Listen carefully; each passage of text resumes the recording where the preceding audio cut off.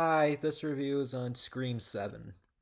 So the plot of this movie is where it shows what's happening with Sydney now, and she has a daughter named Tatum, who's of course named after Tatum Riley, who was Rose McGowan's character in the first movie. And they've they've been kind of having a rough relationship. Like they haven't really been bonding a lot because Tatum really wants to be, an aspiring hero just like her. And Sydney has a book called Out of Darkness, which is about all her years of survival in Woodsboro after all the ghost face killings.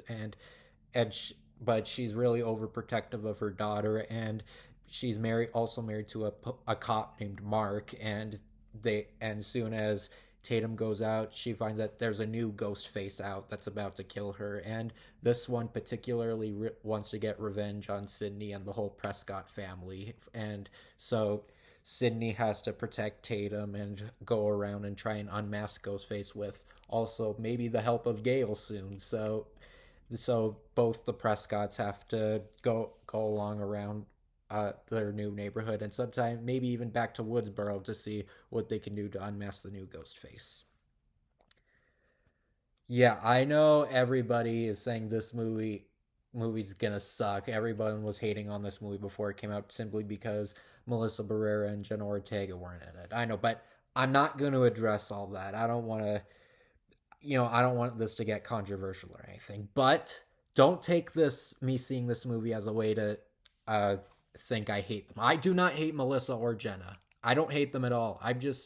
I'm a fan of the Scream franchise. I've always wanted to see one on the big screen because I missed my chance to see the last one in theaters. So I thought I'd see this one. So don't go at me in the comments saying I hate Melissa and Jenna or I'm a monster or something. But can I be perfectly clear and safe when I say I really liked this movie? Yeah, I'm being brutally honest. I had a lot of fun with this. Honestly, I'm going to admit I liked this more than the last two movies. I mean, 5 and 6 were good, don't get me wrong, but I feel like a younger generation of actors is kind of the standard way to go when you make a sequel to a long-running franchise. I like how this one, I mean, yes, the fifth movie in particular did have both old and new characters, but I feel this one adds old and new characters in a more organic way, so to speak, because this one's literally about Sydney's daughter. It's not just about a bunch of random kids who are getting attacked by Ghostface, and then so they try to get help from the old survivors. No, this one is about what's happening to Sydney and her daughter. Because the thing is with like a protagonist in a horror franchise like Sydney Prescott, she's not safe. She's not always going to be safe. So I do like how they incorporate that. Even though she's older and more experienced, that doesn't mean that the bad stuff that's happened to her that still can happen in real life won't affect her because this new Ghostface is going after the girl she loves most, her own daughter. And yes, Tatum and Sydney do fight a lot. And yeah, okay, I will be fair. That is one big criticism I have with the movie. I think the biggest problem I have with this movie is Sydney and Tatum don't really have good chemistry.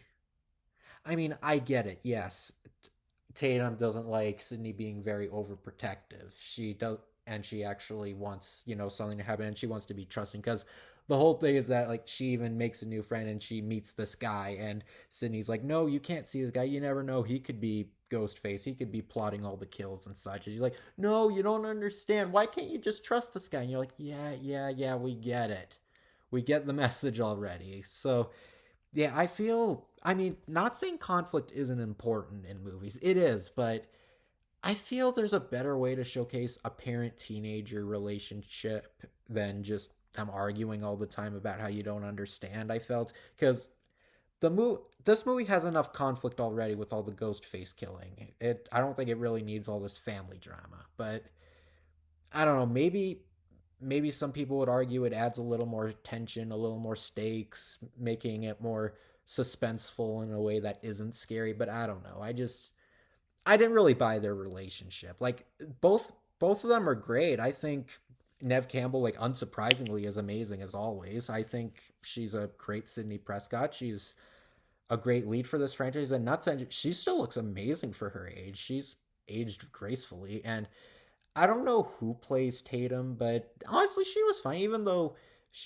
her and Sydney don't really have the best, character dynamic. Like, she was still good. Her acting was really good. You can definitely feel her fear and her tension. And there is a lot of really good scares and a lot of twists when it comes to callbacks to the first movie, because they do mention like things from the first movie, like the very first original, that do actually play a part, given what's happening with Tatum also happened to Sydney when she was her age. So it's basically like a spiritual continuation for the first movie. You don't really need to watch 5 and 6 to understand this. It's basically a sequel to the original four. So, and of course there's a lot of great kills. Obviously nothing, well, okay, there are a couple that are pretty over the top. Some of them I'm like, ooh, yeah, like usually the Scream series is more just stabbing and stuff, but no, sometimes you can see stuff that's a little more gruesome, and it has a lot of great kills. But even without all the blood and gore, it's still very scary, like seeing this family in danger, being stalked by a psycho, and showing that nothing is safe. And it's it was just a really fun film, a really good horror film. It's very chilling. It leaves you on the edge of your seat. And even if, some of the character chemistry, and yeah, sometimes a lot of the twists are a little weird, but it's still a good film. I know that's going to be controversial to say. I know, but don't take this as a hate for Melissa Barrera or Jenna Ortega. But 'cause I thought this movie was good. I thought it was a good spiritual successor to Scream, in the way where it can focus on new characters while also bringing the original old characters.